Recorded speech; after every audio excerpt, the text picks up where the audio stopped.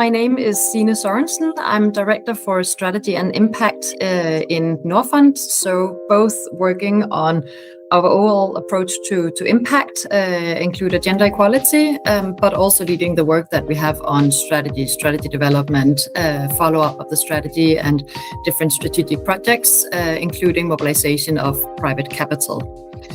I think so. The key aspect of why I have those two roles is also that impact is based at the asset allocation level in Norfund. And that way we are a bit different compared to many other DFIs and impact investors, because we don't necessarily, our focus is not at the individual asset level, but more at the strategic level, having a very narrow focus in terms of these are the sectors we invest in. We have focused on 4 sectors, where we have a clear theory of change, of how we aim to create impact within these sectors, and then a narrow set of core countries. For our main mandate, we have 30 core countries that we've selected based on where can we be additional, and also the instruments that we are providing, being mainly an equity investor, also from a additionality perspective. So in that way, very much at the asset allocation level, trying to aim for impact and being additional, and then optimizing that impact basically by finding the most sustainable businesses and commercially viable businesses within that narrow investment space, you can say. And a key initiative that I'm working on right now is our strategy development. Our strategies for our 3 mandates are running out this year, so we are now looking into updating and revising our strategies for the coming 4-year period. So that's definitely exciting to see where we land that process. Can you tell me a bit more about those 4 sectors that you were mentioning? So the first sector is renewable energy, and there we do large IPPs, power plants, and so on within renewable energy, but also CNI, and we also commercial industrial, so perhaps solar power on the roofs of commercial buildings, for example, but also off-grid solutions that we're also investing in. Recently did a new investment in Sun King, for example. We also, we've done a few investments in transmission lines as well, and battery storage as well, to try to complement the full picture of what we do within renewable energy. So that's the first investment area. Secondly, we have financial inclusion. We invest both through larger banks. We have a platform together with Rabo Partnerships and FMO, the Dutch DFI, called Arise, where we take equity stakes in larger banks across Africa. So that's on the big side, you can say. But also working with them, can they then do more on the SME financing and agribusiness and towards gender equality, the different banks there, but also facilitating the full access to finance across the full economy. But we also do microfinance, for example. So that's a very different league, you can say. And also having there a good relationship that we've established a platform or a fund manager called Able Nordic, together with some private investors in Norway, and then also the Danish DFI and Danish private investors. So they're also investing across microfinance, both in Asia and in Africa as well. So also quite a broad spectrum there. And then we have more recently engaged also in the fintech space to see what are the opportunities there and what kind of role can we be playing there as well. And then we have our third investment area that is called scalable enterprises. We invest in agribusiness, not primary agri, but along the agribusiness value chain. And then we have manufacturing as well, where we've done some investments, also more in transition finance, both cement and steel, and those types of investments to see where can we actually play that role, but also bringing in the supporting that technology development and bigger companies to really scale and grow, and that's focused on sub-Saharan Africa. And then our fourth investment area is called green infrastructure. There we are focusing on water and waste, and now also looking a bit more into the digital space in that area as well. So interesting. And when you think about all these sectors, what does impact mean to you? I mean, how do you see it most clearly in your investments? Yeah, that's a good question. And I think there are differences. So our mission for the development mandate, where we invest across all these 4 investment areas, is to create jobs and improve lives. But of course, that there is a difference in how you actually do that through the different investment areas. We have a theory of change outlined for each investment area that clearly outlines the pathway in terms of what kind of input do we come with, both financially and non-financially, and how we expect that to lead to change throughout and create the anticipated impact. And that is being substantiated then by evidence, a lot of different studies that we've looked into to see, can we actually justify that this input would actually lead to these change along the way, but also being aware that there might be things happening that would prevent us to actually obtain the impact that we hope to achieve. But it is very much so for renewable energy, the impact is very much access to finance, and that comes in different ways. It both creating that the small scale with the off-grid solutions, making sure that people actually have light in the evening in their homes so they can read, they can study, and so on. But also providing the electricity towards the grid so you get stable electricity supply in terms of the businesses be able to operate and withhold the jobs and create that in the end. So that's a bit different in that way in terms of the different pathways through our renewable energy investments. And for financial inclusion, very much focusing on who are we reaching, who do we ensure have access to finance. We have a strong focus on the SMEs. We also, both through the banks, how can they support the SMEs?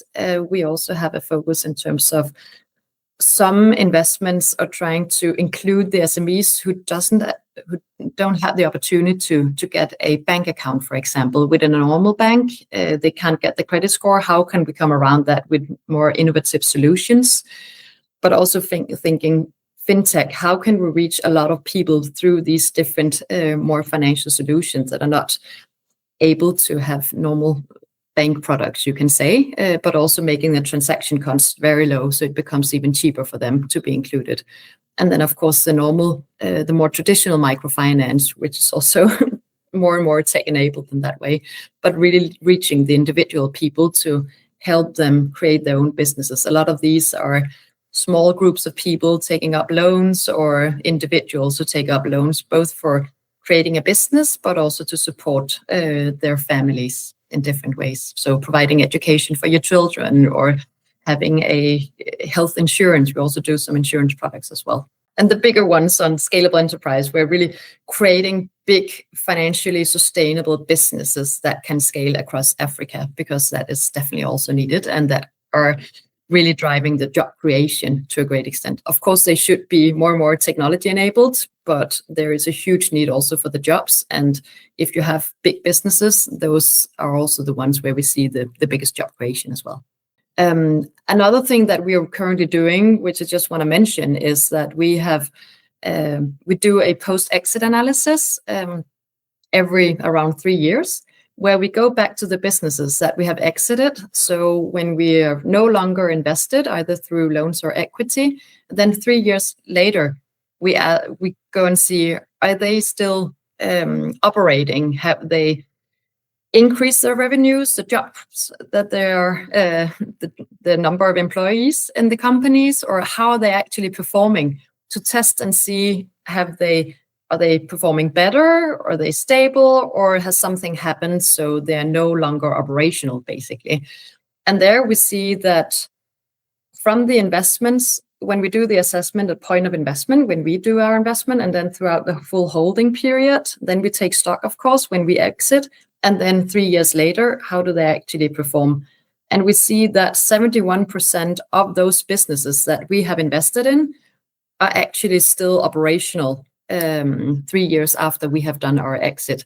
And I think, again, that's really interesting. A lot of investors kind of stop when you're no longer invested. You aim to do a responsible exit, but to what extent do you actually go back and test and see, was it responsible, and how well is the companies thriving after we are no longer engaged with the company? So that kind of data collection is, it's a bit difficult, but I do think, again, with the opportunities opening up with AI, that kind of search has been very much desk research, quite heavy workload in that way. But I do think now the opportunities are just arising to do that much easier in that way, to go back and see, have we actually succeeded? Because that's kind of fundamental to our mandate. Are we actually creating these sustainable, financially viable businesses that we aim to do? How do you think AI and technology in general could contribute to impact measurement, assessment in a way that's more useful, but also more inclusive? Definitely with the inclusivity part as well. I think that's really important. I think there are great opportunities to reach more people, to get the voice of more people, and just having sometimes or there is a risk of having a very kind of Western perspective in terms of development, because where have the studies come from? Who do we actually listen to? If we can really better leverage the voice of those people who are benefiting from the finance that we provide, I think that's really important to bring that better into the conversations and the structuring of both policies and framework conditions and the operating environment and the investments that we provide, of course. So I think there's a huge opportunity to get that through. Of course, being quite aware of any potential biases that we see in some of these models, both towards more Western type of thinking, but also in terms of gender equality, where you see there is a gender bias in many models. So I think there are some pitfalls that we just really have to be aware of when we take in use of AI, and being a bit critical to what extent is that being biased and who has built that. So that's just important. But I do think that it's a great opportunity also to collect more information and distill more information. It is quite a lot to go through all different types of studies that are out there to see what is working, what is not working. But having that opportunity with AI, as in many other areas, where you can easily digest a lot of information and really build and update your hypothesis along the way. Because I think that's important. We do set out our theories of change, our hypothesis of what will create change, but you really have to go back and test that. And we do get wiser individually and collectively along the way. So how can we keep being informed all the way? And I think that's where we can really leverage AI to a great extent as well.